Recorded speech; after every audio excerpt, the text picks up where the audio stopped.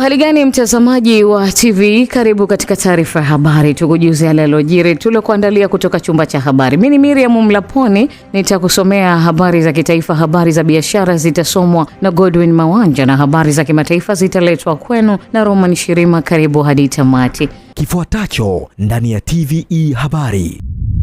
Rais Samia aongoza kikao cha baraza la mawaziri Dodoma. Serikali yasema itaendelea kuenzi mchango wa rais mstaafu wa awamu ya 3 hayati Benjamin Mkapa. Katika biashara, katibu mkuu Dr. Muyungi atembelea mradi wa uzalishaji samaki, asisitiza vijana kuchangamkia fursa. Na katika habari za kimataifa, maambukizi ya Ebola yazidi kuongezeka huku vifo vikifikia 796 nchini DRC. Karibu mtazamaji wa TVE na moja kwa moja tuanzie kwa Rais wa Jamhuri ya Muungano wa Tanzania Daktari Samia Suluhu Hassan ameongoza kikao cha baraza la mawaziri kilichofanyika Ikulu Chamwino mkoani Dodoma. Katika hatua nyingine, makamu wa rais wa Jamhuri ya Muungano wa Tanzania Dr. Emmanuel Nchimbi amesema serikali itaendelea kuenzi mchango wa rais mstaafu wa awamu ya 3 hayati Benjamin Mkapa kwa kuendelea kuwekeza katika kuimarisha uwezo wa nchi wa kuzalisha rasilimali watu, matumizi ya sayansi na teknolojia pamoja na kujenga uwezo wa nchi wa kudhibiti majanga kabla hayajatokea. Zaidi tuungane na mwanahabari wetu Goodluck Msola. Makamu wa Rais Dr. Nchimbi amesema hayo Alhamisi Julai 16 jijini Dar es Salaam wakati wa kilele cha maadhimisho ya miaka 20 ya taasisi ya Benjamin Mkapa pamoja na miaka 6 tangu kufariki dunia kwa rais huyo mstaafu, ambapo amesisitiza urithi ulioachwa na hayati Mkapa ni pamoja na taasisi hiyo ya Benjamin Mkapa ambayo imekuwa nguzo muhimu ya kuzalisha wataalamu katika sekta ya afya hapa nchini. Uongozi, mifumo ya afya na mtaji wa watu unaoongozwa na vijana wa Afrika, kwani inatuelekeza kuangalia mbele na kuendelea kuelekea mustakabali ulio bora zaidi badala ya kutazama hapa tulipo. Pia inatukumbusha kutambua kuwa afya njema ni muhimu kwa maendeleo, na umuhimu wake unaongezeka zaidi kwa kuangalia mchango wake katika kujenga rasilimali watu. Ili rasilimali watu iweze kuchangia kikamilifu maendeleo ya kiuchumi na kijamii, lazima iwe na afya njema na iweze kuishi kwa muda mrefu. Kwa upande wake, rais wa Zanzibar na mwenyekiti wa Baraza la Mapinduzi ambaye pia ni msarifu wa taasisi ya Benjamin William Mkapa Foundation, Dr. Hussein Ali Mwinyi amesema heshima kubwa inayoweza kutolewa kwa hayati Rais Benjamin William Mkapa ni kuendelea kuwekeza katika uongozi, kuimarisha mifumo ya afya na kuwawezesha vijana kuwa wasanifu wa mustakabali wa Afrika. Mzee Mkapa aliamini kwa dhati kwamba maendeleo endelevu hujengwa juu ya misingi mitatu muhimu ambayo ni uongozi imara, taasisi imara na uwekezaji kwa watu. Kwa mantiki hii, alielewa kwamba mataifa hayafanikiwi kwa sababu tu ya kuwa na rasilimali za asili, lakini hufanikiwa pale yanapojenga uongozi wenye maono, kuimarisha taasisi za umma na kuwawezesha wananchi wake hasa vijana kuwa chachu ya mabadiliko. Imani hii ndio hatimaye ilisababisha kuanzishwa kwa taasisi ya Mkapa Foundation miaka 20 iliyopita. Naye naibu waziri wa afya Dr. Florence George Samizi pamoja na afisa mtendaji mkuu wa taasisi ya Benjamin Mkapa Dr. Helen Mkondia Semkoro wameelezea baadhi ya mafanikio ambayo yamepatikana katika kipindi cha miaka 20 ya taasisi hiyo, huku serikali kupitia Wizara ya Afya ikiahidi kuendeleza mafanikio hayo, ikiwemo kufikia wananchi zaidi ya milioni 33 pamoja na kuzalisha wataalamu zaidi ya 19,000. Taasisi yetu ya Benjamin Mkapa imekuja na maono zaidi ya digital health innovation, kwa maana kutumia sasa teknolojia kwa kuendelea kutoa huduma ya afya. Hii ni maana yake nini? Kwanza itarahisisha utoaji wa huduma, lakini tutakuwa precise, itatoa huduma nzuri na bora, lakini sasa itasaidia vijana wengi wapate ajira serikalini, sekta binafsi, lakini na kujiajiri. Kwa kutumia hii digital health innovation, vijana wanaungana, wanakuja na jambo lao, wanalifanyia kazi. Tumeona mfano wa kikundi kile cha Imara ambacho wao wamejiunga pamoja na wanatoa huduma za kuangalia wagonjwa majumbani. Kwa hiyo kwanza wanaisaidia jamii kwa kutoa huduma majumbani, lakini wanatoa ajira kwa vijana wenzao, lakini wanapata kipato wao wenyewe. Tutaanzisha Mkapa Health Leadership Program ambayo itachukua zaidi vijana na wale ambao wako tayari kwenye ngazi ya uongozi sasa hivi, kuwajengea uwezo zaidi. Daktari akisoma anasoma kutibu, lakini hajafundishwa kuwa kiongozi. Unampaje skills za uongozi? Lazima awezeshwe, lazima awe na mentor, lazima aweze kufuatiliwa na kadhalika. Kwa hiyo itakuwa ni program nyingine ya pili. Alafu la tatu ambalo tutalifanya, tumeona vijana na mtaona hapa vijana walikuwa hapa kwenye Human Resource for Health Conference kuanzia juzi. Tunaona wanabuni mambo mazuri sana ya suluhisho kwenye sekta ya afya, katika kutoa huduma bora, katika kutoa tiba, katika kufanya ukaguzi, diagnosis, kuchunguza. Hawa tunawawezeshaje sasa? Tunawashika mkono hawa vijana, kwa sababu tunajua serikali imeshafungua opportunities nyingi za kutoa funding pia kwa hawa vijana. Lakini je, vijana wa sekta ya afya wako wapi? Hafla hiyo imeambatana na utoaji wa tuzo maalum, ikiwemo kwa Rais wa Jamhuri ya Muungano wa Tanzania kwa kutambua mchango wake katika sekta ya afya. Pia watu wengine ambao wamepewa tuzo hizo ni pamoja na mjane wa hayati Benjamin Mkapa, Mama Ana Mkapa, na viongozi wengine wa serikali sanjari na wananchi wa kawaida ambao wameonyesha mchango mkubwa katika kuitumikia sekta ya afya. Asante sana Goodluck Msolla kwa taarifa hiyo. Ofisi ya msajili wa hazina imesema wakala wa usalama na afya mahali pa kazi OSHA ni miongoni mwa taasisi muhimu zinazochangia maendeleo ya Tanzania kutokana na jukumu lake la kusimamia masuala ya usalama na afya katika maeneo ya kazi nchini. Tuungane na Recho Chacha kwa undani wa taarifa hiyo. Kauli hiyo imetolewa na mkurugenzi msaidizi wa sehemu ya usimamizi wa rasilimali watu katika taasisi za umma kutoka ofisi ya msajili wa hazina Hussein Kakurwa wakati wa mafunzo elekezi kuhusu majukumu ya bodi ya ushauri ya OSHA yaliyofanyika katika chuo cha uongozi cha Mwalimu Nyerere Kibaha mkoani Pwani. Taasisi ya OSHA ni miongoni mwa taasisi ambazo ni muhimu sana kwa maendeleo ya nchi yetu. Kwanza kwa jukumu lake la kuhakikisha wanasimamia masuala ya usalama na afya kazini. Kama tunavyojua, suala la afya ni la msingi sana. Ili taifa lolote duniani liweze kuendelea, lazima lihakikishe watu wake wanafanya kazi katika mazingira salama na yenye afya.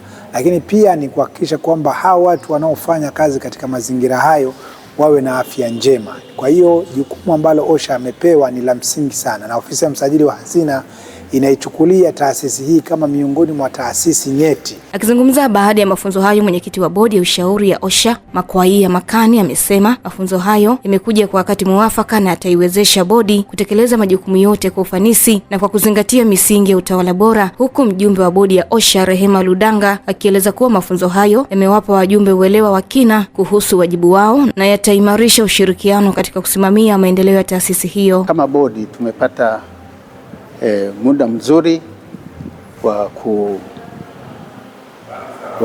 wa kuielewa OSHA, taasisi ya OSHA na majukumu yake kwa mujibu wa sheria iliyoanzisha. Kwa hiyo sisi kama bodi tutahakikisha kwamba yale majukumu yetu ya taasisi yetu yanatekelezwa, na wafanyakazi tunawahakikishia kwamba tutakuwa karibu na waajiri wao kuhakikisha kwamba wanafanya kazi katika hali ya afya. Nipende kusema kwamba ni wajibu wangu sasa kutumia elimu ambayo nimeipata leo, kutumia uzoefu ambao niko nao, lakini kuonyesha ile dhima ambayo nimeaminiwa kuweza kuipata, kuhakikisha kwamba naishughulikia ama nafanya kazi, naonyesha weledi wangu kuhakikisha naitoa taasisi hapa ambapo wenzetu wameiachia na kuweza kusogea mahala pengine. Kwa upande wake, mtendaji mkuu wa OSHA ambaye pia ni katibu wa bodi kwa mujibu wa muundo wa taasisi hiyo, Hadija Mwenda, amewashukuru viongozi wa serikali kwa kuhakikisha OSHA inapata bodi mpya mara baada ya bodi iliyopita kumaliza muda wake wa uongozi. Tumepitisha kwenye sheria yetu na masuala mengine yale ambayo yanahusiana na utendaji ndani ya taasisi. Lakini mimi nataka tuseme tu kwamba tunamshukuru sana Mheshimiwa Rais, tunamshukuru sana Mheshimiwa Waziri kwa kuona kwamba bodi ya OSHA ni lazima ianzishwe ili iweze kushauri serikali kuhusiana na utendaji wa taasisi hii. Asante sana Recho Chacha kwa taarifa hiyo. Wabunge wa mkoa wa Ruvuma wameeleza kutoridhishwa na idadi na hali ya vifaa pamoja na mashine zinazotumiwa na mkandarasi anayetekeleza awamu ya kwanza ya ujenzi wa barabara ya Songea Makambako kwa kiwango cha lami nzito, wakihofia kuwa hali hiyo inaweza kuchelewesha kukamilika kwa mradi na kusababisha serikali gharama za ziada endapo muda wa utekelezaji utaongezwa baada ya mkataba wa awali kumalizika. Taarifa Innocent Oromo kutoka Ruvuma ina undani zaidi. Hofu imejitokeza kufuatia ziara ya wabunge hao ya kukagua utekelezaji wa mradi unaohusisha ujenzi wa kilomita 100 za barabara ya lami kutoka Songea mpaka Rutukila pamoja na barabara ya mchepuko ya Mtwara Corridor yenye urefu wa kilomita 16, ambapo jumla ya mradi huo unagharimu zaidi ya shilingi bilioni 158. Wamesema licha ya kipindi cha maandalizi ya utekelezaji wa mradi kutamatika, ni 50% tu ya vifaa na mashine vinavyohitajika ndivyo vimewasili eneo la mradi, huku baadhi ya vifaa hivyo vikionekana kuwa katika hali inayozua mashaka kuhusu uwezo wake wa kutekeleza kazi kwa ufanisi na kukamilisha mradi kwa muda uliopangwa. Sasa umesema kwamba wamekodi vifaa vya ndani ya nchi, utaratibu ulikuwaje? Kwamba waje na vifaa kutoka huko au wanavyokodi hapa, utaratibu unakuwaje? Nilitamani kwa kuja, lakini nimeangalia tu kwamba hata nikiona ile ambalo limefungwa na kamba kabisa, ni hofu yangu ni kwamba ukitumia vifaa kama hivi ambavyo pengine vimechoka, labda vinatakiwa kufanya marekebisho mara kwa mara, je, havitachangia kuchelewesha huu mradi wetu? Lakini kuna ile mtu anakosea kitu kidogo, mnachapa watoto wetu kama wanyama. Tumeshaona kempu nyingi za hivi za wageni wanachokifanya. Kwa hiyo tunaamini hapa tutasikia kelele za hivyo kama wawakilishi. Haiwezekani mtu anapotea kachuma, huna uhakika, unapiga, damu zinamwagika, mradi huu uwe fursa na iwe furaha kwa sisi ambao tutakuwa tunautengeneza kama wananchi, lakini pia kama watumiaji. Usiondoke mradi umeondoka unaacha watu vilema. Kwa upande wake, meneja wa TANROADS mkoa wa Ruvuma, Mhandisi Saleh Juma, amekiri kuwepo kwa ucheleweshwaji wa kuwasili baadhi ya vifaa na mashine za utekelezaji wa mradi huo. Amesema kuwa changamoto hiyo imesababishwa na matatizo ya usafirishaji. Amesema TANROADS mkoa wa Ruvuma itaendelea kusimamia kwa karibu utekelezaji wa mradi huo ili kuhakikisha unakamilika ndani ya muda uliopangwa na kwa viwango vinavyokidhi thamani ya fedha iliyotolewa na serikali. Mobilization period ilikuwa miezi mitatu na ilitakiwa kukamilika mwezi uliopita tarehe 13. Sasa changamoto tumekaa na kuongea na mkandarasi, changamoto imekuwaje, kwamba ameshindwa, na hofu pia waheshimiwa wabunge wameionyesha baada ya kupitia mitambo kona mingi imekodishwa kutoka nchini kwetu na sio mipya. Mkandarasi baada ya kumhoji alisema tatizo kubwa lilikuwa ni changamoto ya kufanya shipment kutoka nje ya nchi hii kuja kwa mambo ambayo yanaendelea nje ya nchi yetu, na huko baharini changamoto ni nyingi, lakini ametuhakikishia hapa kwamba mitambo tayari imeshafika katika bandari ya Mtwara toka jana, na amesema baada ya siku 10 tukija hapa utakuta vifaa vipya vimefika na kufanya hii mobilization isogee sasa kufikia 100%. Naye mwenyekiti wa wabunge mkoa wa Ruvuma, Jacqueline Msongozi, ameipongeza serikali kwa kuanza ujenzi wa barabara ya Songea Makambako kwa kiwango cha lami nzito. Amesema kuwa mradi huo ni muhimu kwa kuwa utachochea uchumi wa mkoa wa Njombe na Ruvuma na kurahisisha usafirishaji wa watu na bidhaa pamoja na kuimarisha biashara ya Tanzania na nchi jirani. Barabara hii imebeba fursa nyingi sana, na kwa kuwa mkoa wetu wa Ruvuma ni mkoa ambao unaunganisha nchi ya Mozambiki, lakini vile vile inaungana na nchi ya Malawi. Kwa hiyo umuhimu wa barabara hii ni mkubwa mno. Kwa umuhimu huo, sisi tumefurahi sana kupata pesa, na niombe mradi huu ufanyike ndani ya kipindi ambacho cha makadirio, na baada ya hapo maana yake ina maana kama mradi utafanyika kwa kipindi hicho mahususi, ina maana kitaokoa hata ile hali ya kuongeza pesa endapo kama mradi utachelewa kuisha. Asante sana Innocent Oromo kwa taarifa hiyo.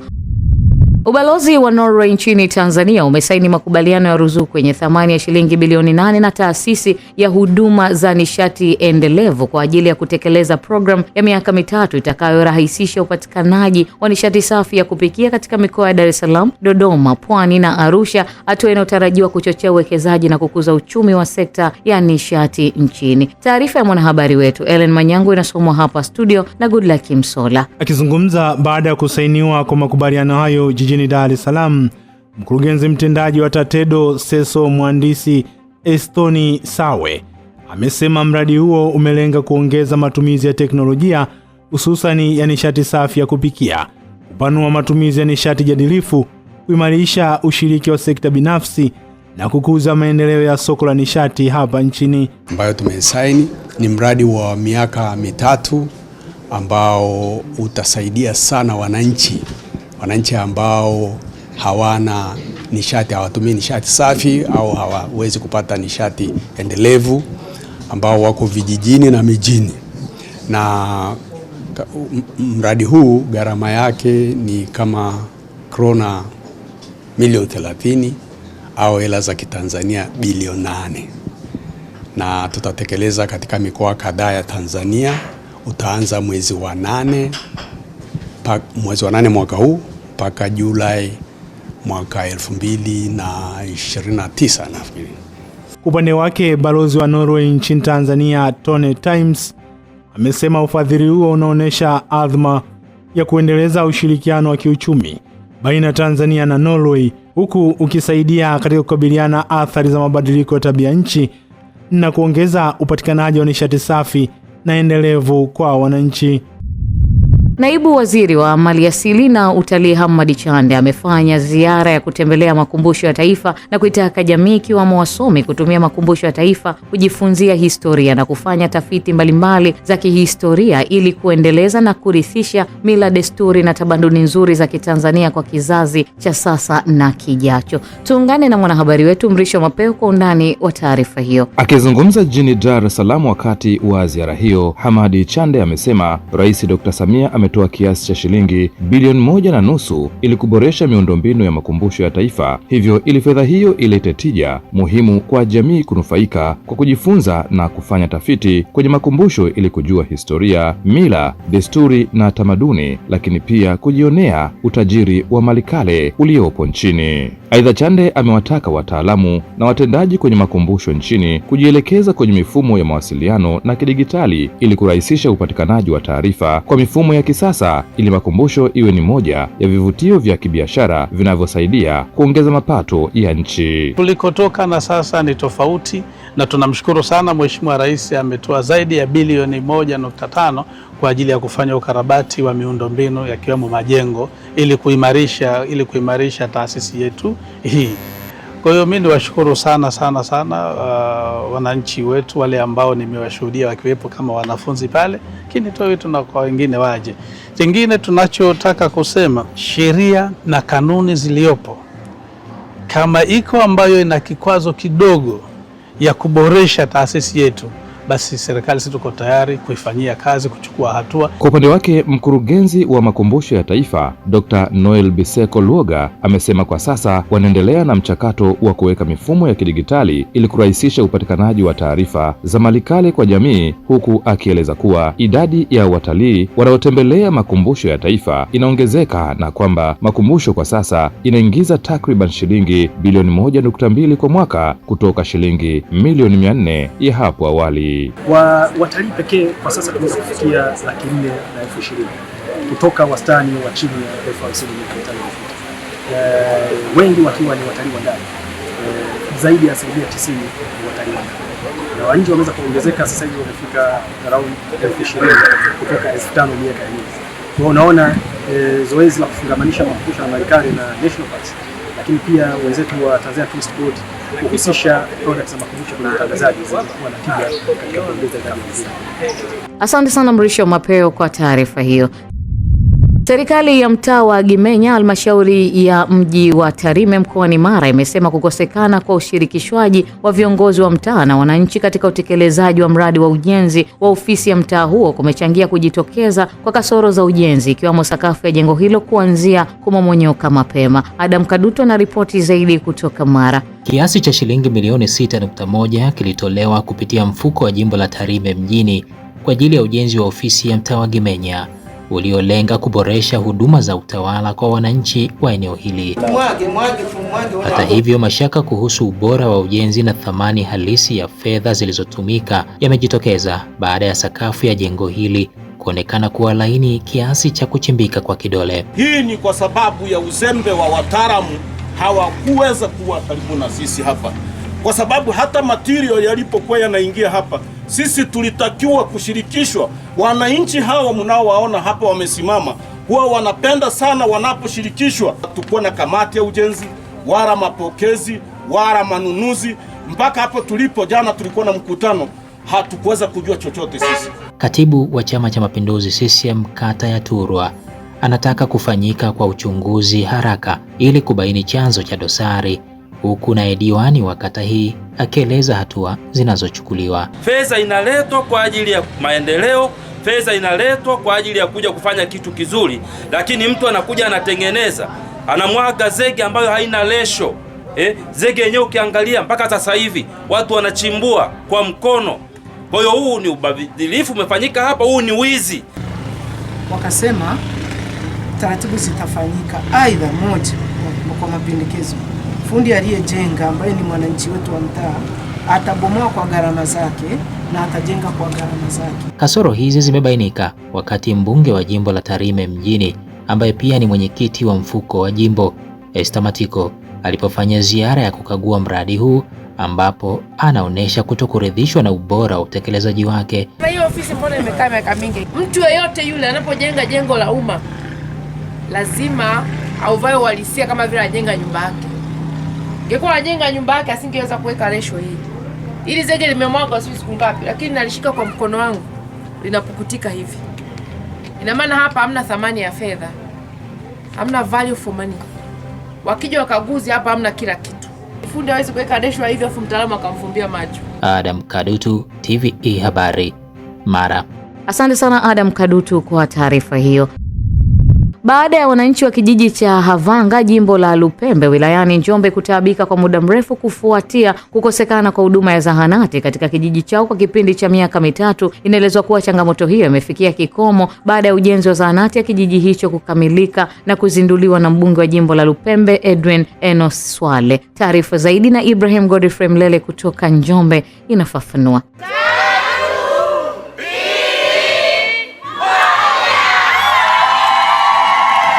Ni uzinduzi wa zahanati ya kijiji cha Havanga kilichopo kata Kidegembye wilaya ya Njombe, ambapo ujenzi wa zahanati hiyo umedumu kwa miaka takriban 13 tangu kuanzishwa kwake, na hii leo wananchi wanaeleza kwamba kukamilika kwa zahanati hii kutasaidia kupunguza changamoto za kufuata huduma za afya kwa umbali mrefu, ambapo awali walikuwa wakilazimika kutembea umbali wa zaidi ya kilomita 10 kutafuta huduma za matibabu. Mama kwa kweli walikuwa wanapata shida sana.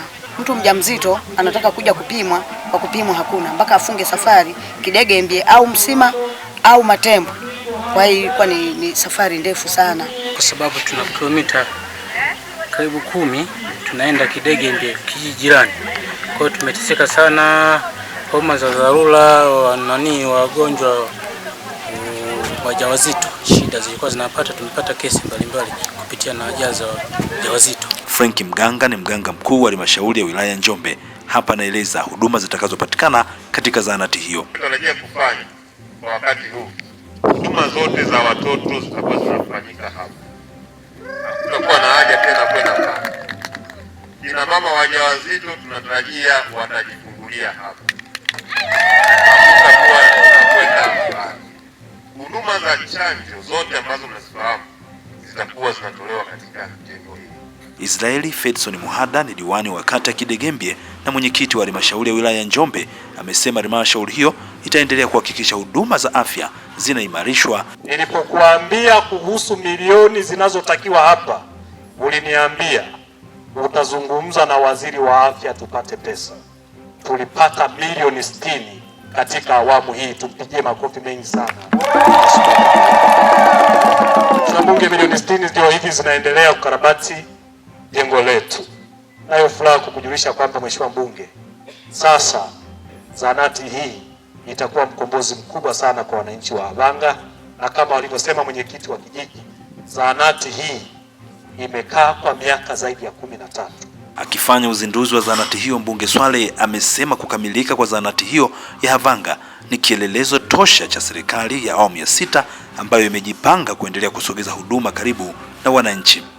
Wakati sisi wana Havanga tuna zahanati nzuri kubwa inapendeza, wako wenzetu hata kiwanja cha kujenga zahanati hawana. Sisi Havanga, Daktari Samia Suluhu Hassan kwa upendo na mahaba kwa watu wa Havanga tumepata zahanati hii. Tumpigie makofi sana Mama Samia Suluhu Hassan. Nataka nitumie nafasi hii kwa niaba yenu kumshukuru sana Daktari Samia Suluhu Hassan kwa upendo wake, kwa kujali afya za watu wa Havanga na kutupatia fedha nyingi kwa ajili ya hii zahanati. Leo zahanati inakwenda kuzinduliwa iwahudumie wananchi wa Havanga, na niwaambie wana Havanga, rais wetu anapoboresha afya, tafsiri yake ni kwamba anataka wananchi muishi muda mrefu. Havanga oye! Ili mwananchi kama una ugonjwa ambao ulipaswa kupona, utibiwe mapema upone. Havanga oye! Kwa hiyo kuwa na huduma bora za afya ni kuwafanya wananchi tuishi muda mrefu. Kutoka hapa katika jimbo la Lupembe mkoani Njombe, TVE Habari, mimi ni Ibrahim Godfrey Mlele. Asante sana Ibrahim kwa taarifa hiyo. Wananchi wa kata za Nyakamwaga na Nyalunzwaja wilayani Geita wanatarajiwa kunufaika kwa kiasi kikubwa na urahisi wa usafirishaji wa mazao, biashara na upatikanaji wa huduma za kijamii baada ya serikali kukamilisha ujenzi wa madaraja mawili yaliyokuwa kikwazo kikubwa cha usafiri kwa miaka mingi. Taarifa ya Joel Maduka kutoka Geita inatuarifu zaidi.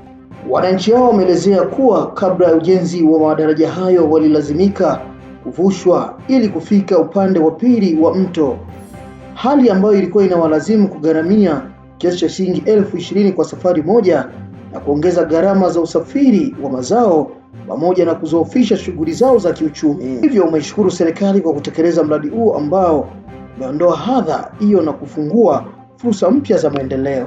Limekuwa libaya barabara kupita tu 20,000 kwenda huko hospitali, zahanati, kwenda kujifungua.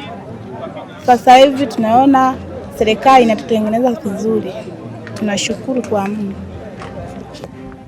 Ukibeba mizigo hata wakina mama kuwatoa zahanati kuwapeleka Geita, nauli ilikuwa kubwa sana, ambapo ilikuwa shilingi 5,000 tunamwambia 20,000 kwa ajili ya changamoto ya barabara.